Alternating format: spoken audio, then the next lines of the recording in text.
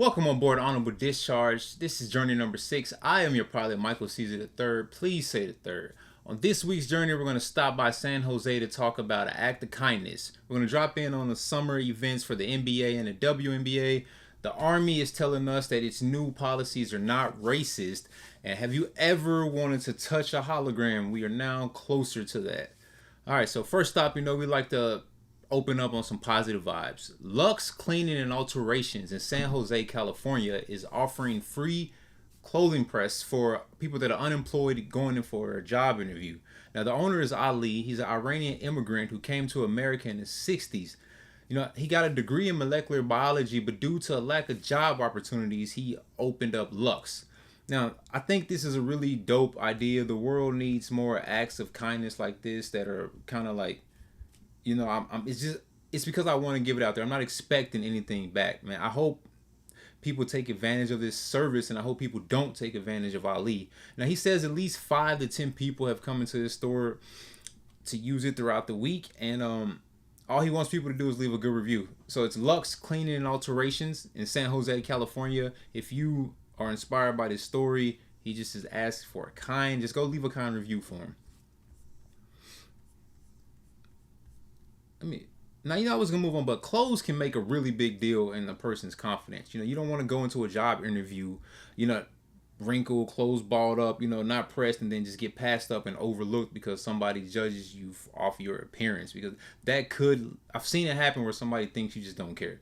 And when you come to a job interview, smelling like weed or clothes not pressed. So, shout out to Ali, man. All right, let's just move to some basketball right now. So, Oklahoma City Thunder, they won the championship. This is the summer league. I think it's still going, or it might have wrapped up, but we're just doing trades. WNBA is going on. It's full swing right now. But so Damian Lillard, one of my favorite players, he is going back to his NBA kingdom in Portland.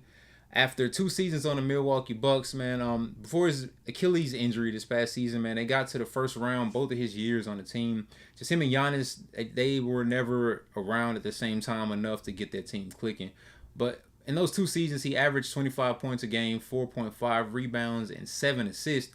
He became another all-star in Milwaukee. So his time over there wasn't a bust, but a player of his and Giannis's caliber, just to be in the first round 2 years, yeah, that was kind of was an L. Not kind of it was an L. It was a team. It was an overall team L. All right, but Dame is one of my favorite players, so I'm happy to see him back where his heart is. When he first came to the Bucks, man, he was sad. He told us he was sad. I don't even know Dame, but him being one of my favorite players, and he seems like a really good guy, man. I was feeling bad for him, but he was really like out of it, and he's smiling now. Posts looking better. Pictures looking better. His music is probably going to sound better, man.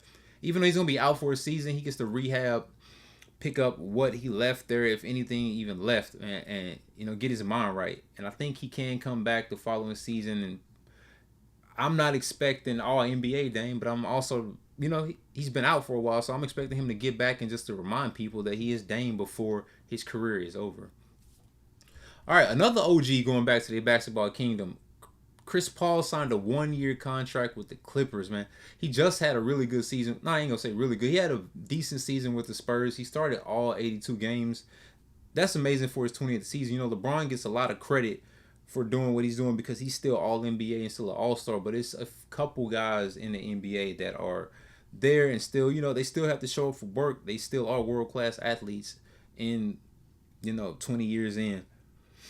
All right, so starting 82 games is cool, man. It might be his vegan diet. I was just talking to somebody about this. Chris Paul is vegan. Somebody told me that's why he's always hurt. I was like, nah, that's probably a factor, but I don't. Look, he just started all 82 of his games, so vegan is doing something right. And I just heard he got some chips, he has some chips in Walmart, some vegan chips. So I will be looking at those to check them out, man. My mom's a vegan, so I help her, I buy her groceries. And, the vegan stuff, man, just to eat healthy. It's expensive to eat healthy. That's a shitty motto to live by as a country. Do better as that. All right, so I know we're going to have some memories of Lob City Chris, but I hope people don't hold him to the standards of being Lob City Chris Paul. He's still all-time great Chris Paul. He's recently, just his last season, he moved up to number 2 all-time for steals and assists. So he's a legend. I just want him, James, and Kawhi to hold it down for the vets, man. I just want the team to not be bad. All right, next, Marcus Smart signed a 2-year deal with the Lakers. All right, so Marcus shouted out Luka for personally reaching out and recruiting him, man. I think that's a good pickup for the Lakers and Luka. Luka knows he does not give a damn about defense. Luka did not get where he was at giving a damn about defense, but that's why you pay players that play defense at a high level. Just as good as Luka is on offense, there is somebody and there are players that are all defensive players. You know, they're high level defenders on high level offensive players. So that is a great pickup for the Lakers. Every team, that should be mandatory though. Just like a vet should be mandatory on the bench, a guy like Marcus Smart on every team to keep the defense locked in, to let them know that, hey man, we all just ain't out here to get buckets. Somebody has to stop somebody. And Marcus Smart should do great for a guy like Luka. And the fact that he reached out is shows that Luka saw something in him. I see the narrative on the internet with people saying this GM, got overlooked, and that's probably true. And so what, man? He put his time in, and I don't know if LeBron even still wants to be in that capacity. Nah, who I'm kidding? Hey, LeBron want to be in control of that, man. No, he want to know who coming to the team, bro. Those are still his co-workers and his peers. So, I mean, of course, I'm pretty sure he wants to head it up on who he's going to be working with. Unless he doesn't plan on working there and he don't really give a damn about his peers and co-workers at this point, man. Which he's earned the right to just be, hey, y'all hit me up. I'll see you. Y'all hit me up when we're ready to go, man. I got y'all. Y'all know I'm going to show up. Y'all know I'm going to be professional. You don't have to worry about me. So, I'll see y'all. All right. But that formula is a great formula that offensive players use often, man. So, they carry the team. Somebody else carries the defense, man. All right, so let's talk about the W, which is keeping basketball afloat to me, along with the little runs that we see every summer. This might be the basketball all-star format now for the games because WNBA team Collier versus team Clark, it was 151 to 131. So 282 overall points in the WNBA all-star game. Nafisa Collier, she did what she had to do as a team namesake. She dropped 39, 6, and 1. She also won another All-Star MVP. Kelsey Mitchell held it down for Team Clark with 22 and 2. Now, recent last game, I think yesterday, the hometown team, the Dallas Wings, man, they settled the Seattle Storm. Rike Agumbawale flew the highest with 20 points, 3 rebounds, and 3 assists. Paige Beckers followed up with 14, 4, and 6. And Luisa Gaidasota had 13, 3, and 2. And on the Storm side, Nneka Ogwumike had 22 points and 2 rebounds. Gabby Williams held it down with 14, 6, and 8. And I'm going to say her name right. Yeah, Ezzy McBeagor had 12, 9, and 3. Man, I don't like I said. I'm pretty... I want to get her name right, man. Yeah, Isa Magbegor. I think I got you. If I'm not, I'm going to do some more reporting on that. I'm going to shout you out on some stats in the future. All right, so the New York Liberty cooled off the Fever 98 to 84. Jonquel Jones led the Liberty with 18, 9, and 2. Leona Feeback and Breonna Stewart both had 17 for the Fever. No, they both have 17 for the Liberty. And for the Fever, Kelsey Mitchell put up 29, 2, and 2. Aaliyah Boston and Sophie Cunningham both dropped 15. Now, the Aces turned the dream into a nightmare, 87 to 72. Asia Wilson led with 24, 12, and 5. The Lynx beat the Sky 91 to 68. Nafisa and Kayla McBride both had 19 each. The Sparks beat the Mystics 93 to 84. Dearica Hamby killed it with 24, 13, and 4. All right, that wraps up some of the games and the basketball talk right now. Cool, so what the hell is that? I thought I saw some... All right, never mind.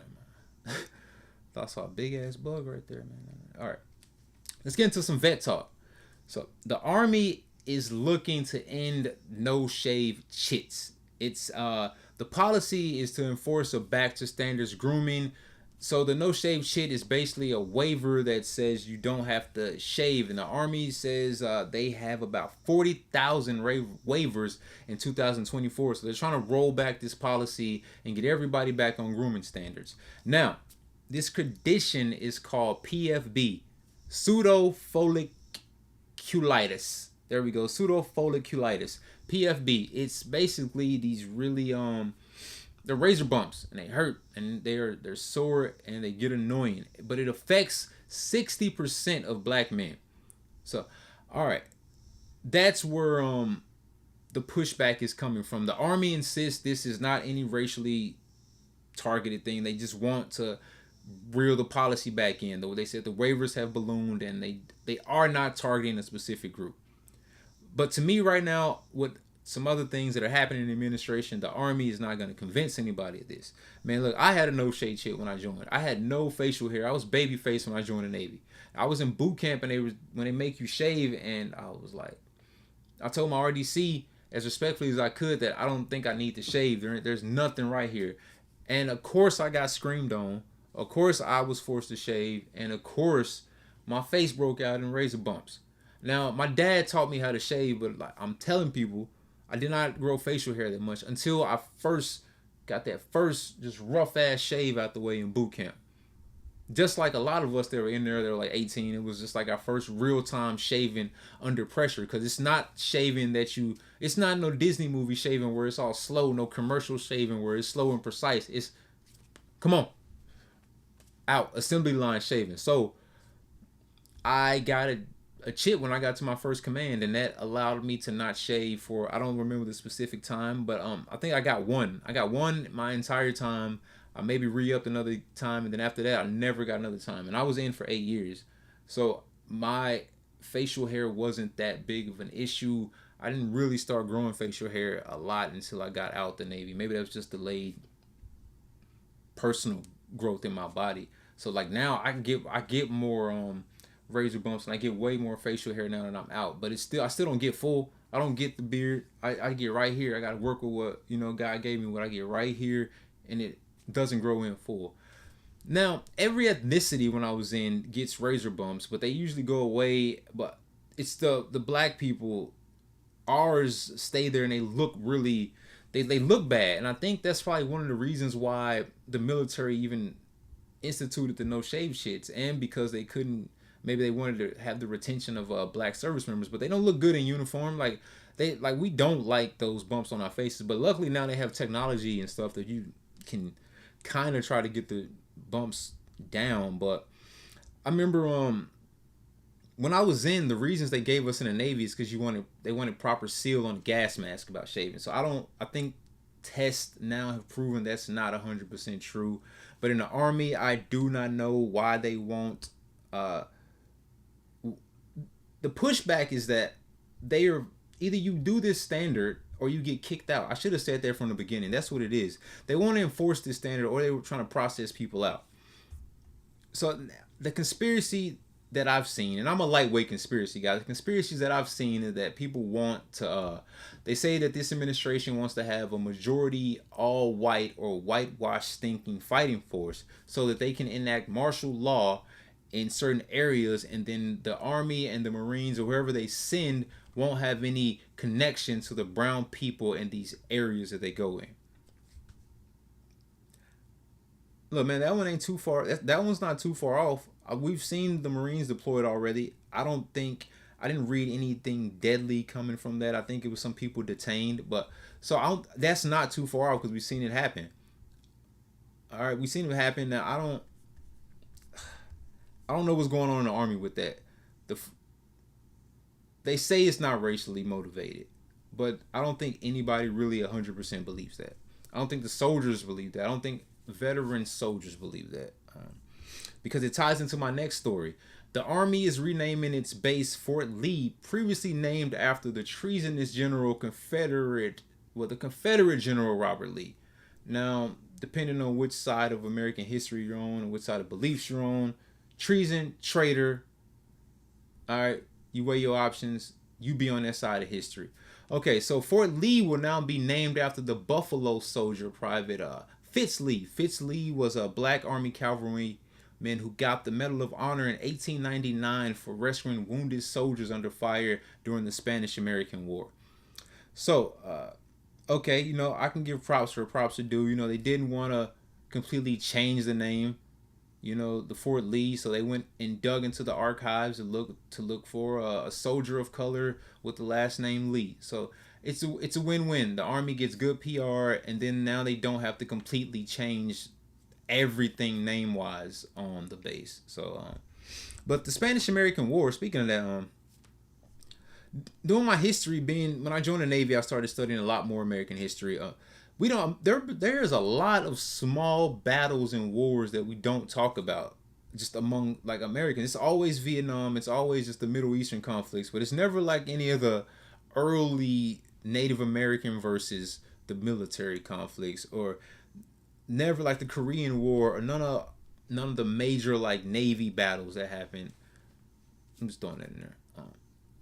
Because America got a fighting ass history. It's an angry fighting ass country. So I mean, I can see why our military, we said fuck a lot of civil rights, the economy, civil engineering, but we damn sure put the work into the military.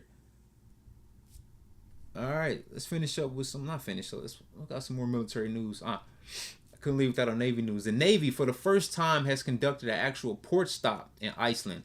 Not just hanging around the waters, not just the air base. The USS Newport News, a submarine, pulled up for a port stop. And according to Business Insider, Admiral Stuart Monk's, that's crazy. Because I'm looking at the article, they having a full-blown, I didn't know Admiral, he's talking to Business Insider. Not Navy Times, but Business Insider. All right. So Admiral Stewart wasn't hiding the fact that this is basically a show of force through a pull-up. I quote, important for the strategic signal it sends to adversaries about our presence in the sea. Basically just, they just pulled up over to Iceland just to let Russia know that, hey, we can pop up over here in this region. That's what it's for. It's to show Russia that we have reached anywhere there is water.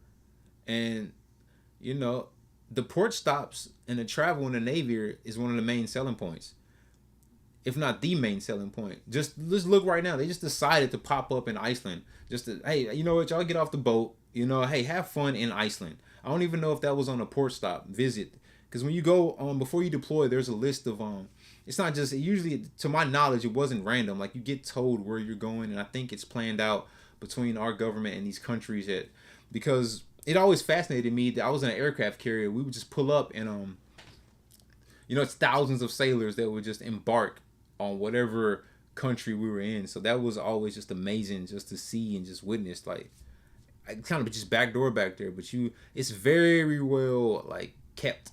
There are shore patrol, like there are sailors that walk around in plain clothes making sure that shit is tight. And they be on your ass. You will get restricted to the ship. If you fuck around, you will waste your deployment and just be stuck on the ship in all these other countries.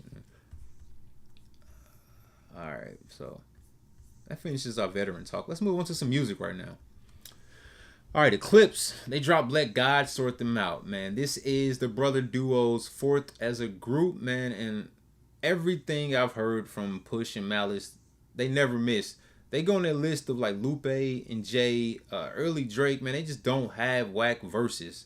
Man, this is produced exclusively by Pharrell, and with them all being childhood friends, and I was stationed in Virginia for 5 years, to me it adds more of a level of immersion. That's what all Push's music and all the Clipse music does, that after living in Virginia, just being in that kingdom.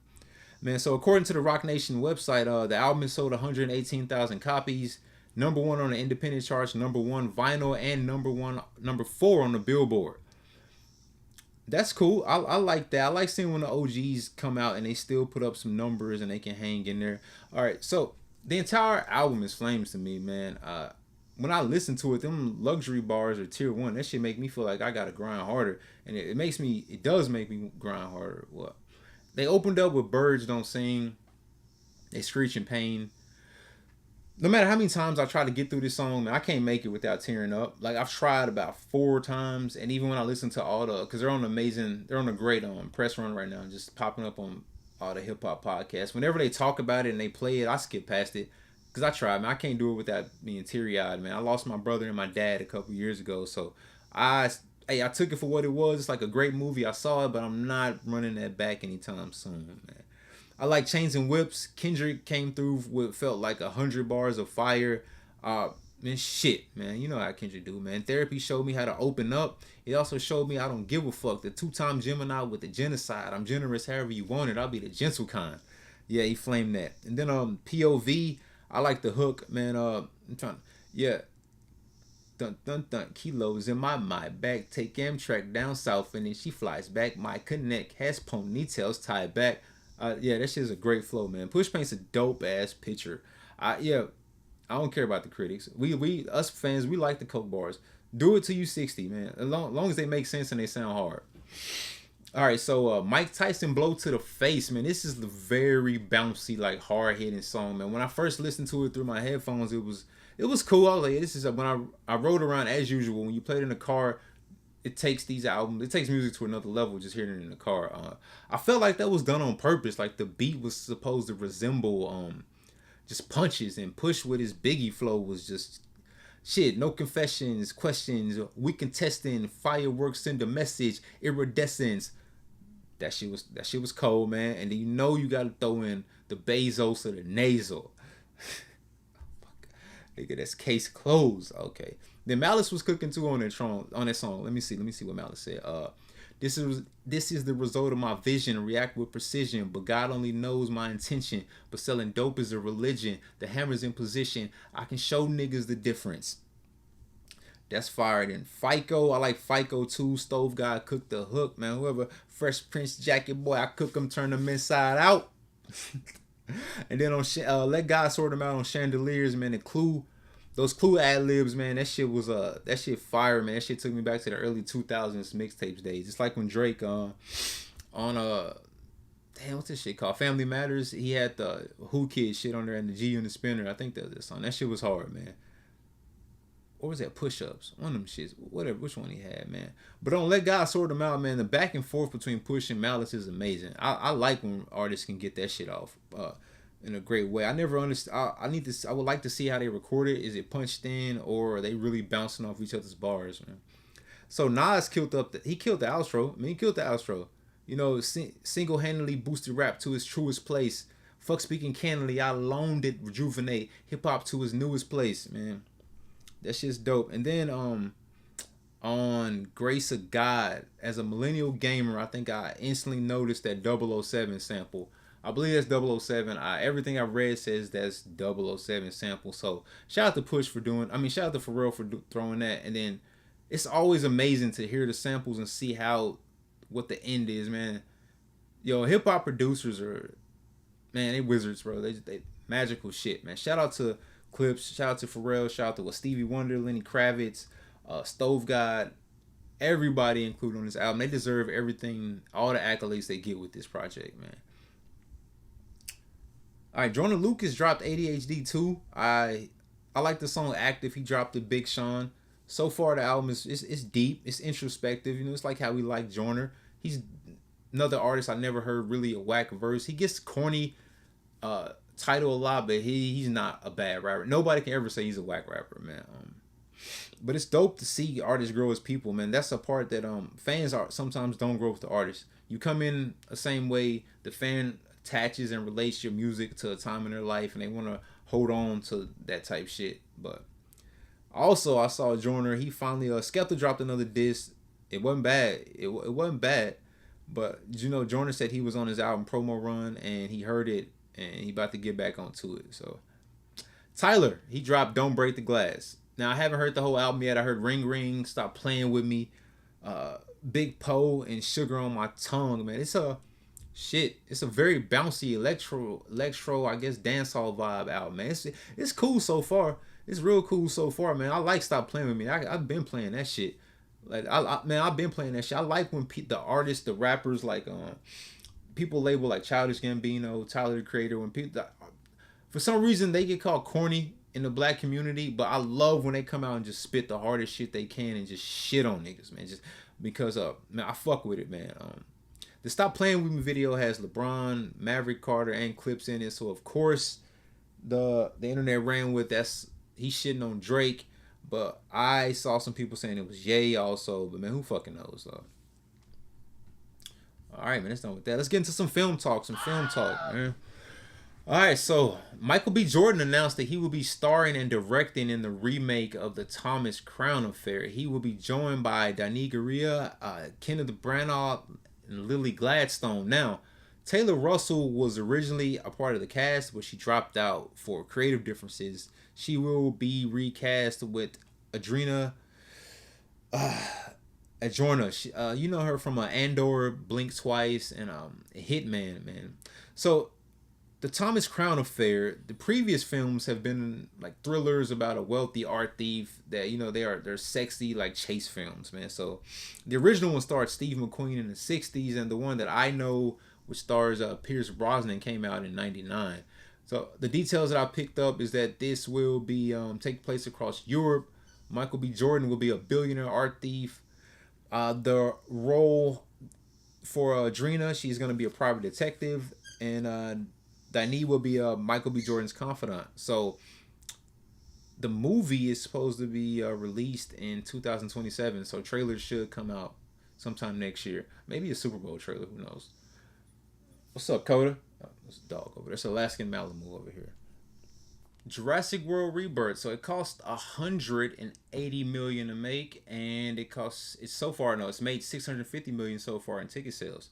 So people are not tired of these dinosaurs yet, man. They keep upping the BS, and we keep going, man. I swear Chris Pratt was just the main character in these movies, and where I don't even remember where he went, man. All right, so but there's always gonna be a place in movie theaters to just go lower your critical thinking for 2 hours and just enjoy what you've paid for on the screen, man. So congrats to Gareth Edward, the director. Congrats to Scarlett Johansson, Mahershala Ali, and the rest of the cast and crew for a great, for a hit film, man. I know that's a good feeling. I want to feel that one day of having a hit film out here, man. So I like hearing positive ticket sales stories. I am a movie theater goer. I still like the theater experience, so I haven't stopped going. I know that it's not going to go back to its prime. Streaming is here and streaming is wonderful, but they can coexist, man. So I went to see this with my mom. It's nothing new. Overall, we get new humans, but if it's not a star or a kid, don't get too attached because, their asses don't get munched on by dinosaurs. This is a new world where humans have become bored because dinosaurs are so prevalent, probably being annoying. That could probably be a cool little mini series. It might cost too much in VFX, but just a breathing world existing with dinosaurs and humans, just seeing how they manage to coexist every day.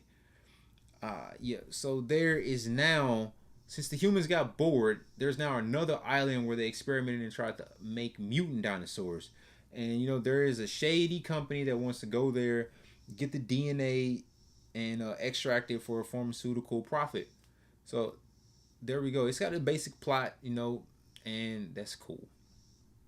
The homage to the OG film is in there a lot, and I don't mind it because if you grew up on these films and you get the chance, somebody hands you the keys to make your own version, I would think anyone would make, at least one shot of something that inspired them to probably even become a filmmaker growing up.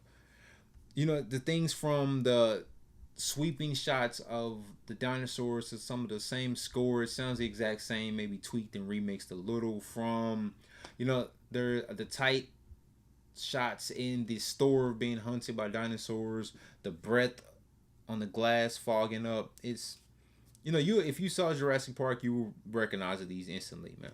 I like all the different diverse levels that they put us through, like just to see how the dinosaurs interact in different elements, and the humans they had to shake it up somewhere. You can't be screaming and running through a jungle in the park for like the 6th, 7th time, man. I don't know, man.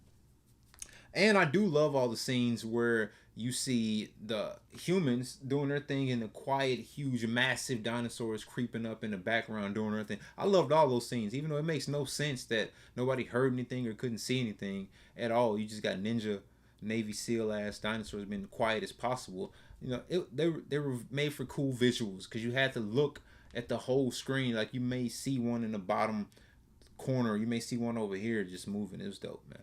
I like seeing Mahershala Ali back on the screen, man. Marvel, y'all still owe us a Blade movie, even though it's probably not gonna happen, but we just gonna keep saying that. him and Scarlett has some great chemistry, man. They had some really good chemistry on the scene on the boat, man. I thought they might end up by the film, you know, kissing or something or being together. The way that they had good chemistry in that scene, but then I was brought back to earth about some things, man. Then I wasn't even sure that I ain't gonna ruin the movie. But look, and they also had some good backstory. When Mahershala and Scarlett's character were talking, they had a great backstory. I thought they might have go to a flashback scene, but it was very interesting the things that they were talking about. So they did some good character building in that quick few minutes. Like I said, these films serve their purpose. Don't go into it, you know, being a film snob, a super film critic, man. Of course, you can nitpick everything you want to in this. It's not supposed to make sense, man. This is a dinosaur version of Fast and the Furious at this point. But I need some chapstick, bro. That shit over there. Look, but Brad Pitt and Damson Idris are still driving a hit, man. The F1 movie has made around 460 million worldwide. It costs 2 to 300 million to make, so profit and hit is a relative term when it comes to that movie. But I think it's just dope that Brad Pitt and Damson still can bring in that kind of audience and that ticket sales. But they probably did bloat that cost. I gotta dive into it to see why it cost so much. I haven't seen it yet. It's on my list. I only want to see it in IMAX, so I'm not gonna see it unless I see it in IMAX or I got the best fucking sound system somewhere. Superman, still doing strong, man. It flew to 406 million. So the world does want another Superman. I'm hearing nothing but great reviews about it. I did not get to finish the film. I plan on doing that pretty soon. All right, so that's done with this film talk. Let's dump into some tech and some science and a little positive news at the end. So, FlexiVol. This is a collaborative effort from scientists around the world. It is a breakthrough 3D display that lets the user see and touch virtual objects that are floating in midair. And there's no headset, there's no gloves. It works by using ultrasound that control a tiny foam bead, and it moves fast enough to form a shape in this space. And the bead also, when it moves, when it's moving through the air, it creates this hologram. It also has haptic feedback, so it responds to touch. This I'm gonna put, not haptic, what's that? Tactile feedback. All right, so you can feel it. You can feel the resistance of the structure that you touch. Let me look at that. Yep. I'm going to put a video of that. I'm put a video up there. So I hope I did a good job explaining that. I probably didn't. So it's the ultrasound waves that are controlling a tiny foam bead, man. So they're really moving fast enough. They create a shape. They create a 3D image in this confined space. And when that image pops up, you can reach in there and touch it and redirect that image. Boom. Glad I got that out. So in my mind, it's just, this is a step further to more immersive interfaces, man. You know, everything that we saw in pop culture, like Tony Stark moving around his lab in a new tech suit, or Minority Report when Tom Cruise was out here swatting flies. We've seen this hologram type stuff in almost every generation of sci-fi stuff. I'm even seeing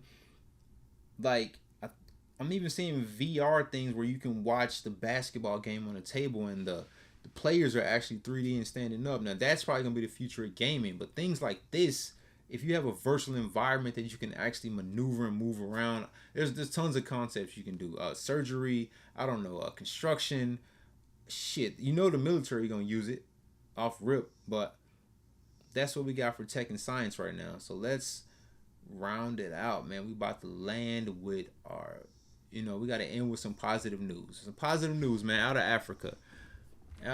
So the Netherlands has agreed to return over 100 bronze artifacts that it took from the old kingdom of Benin in West Africa, man. So this is a great step in getting back a lot of the artifacts that have been colonized and stolen from Africa, just from around the world, just from any place, man. You just give people back their stuff, bro. If you pilfered it, if you stole it, if you took it, and you're not displaying it, you're not giving the proper respects to it, just give it back to this country, or at least partner with the country on some profits on whatever you're exploiting their artifacts for. So look into that, man. The Netherlands are returning some artifacts.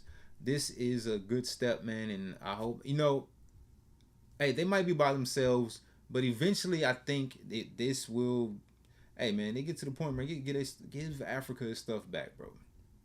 That's it, man. All right, so now we are docked back. Journey number 6, pretty quick. Fair wind and following seas.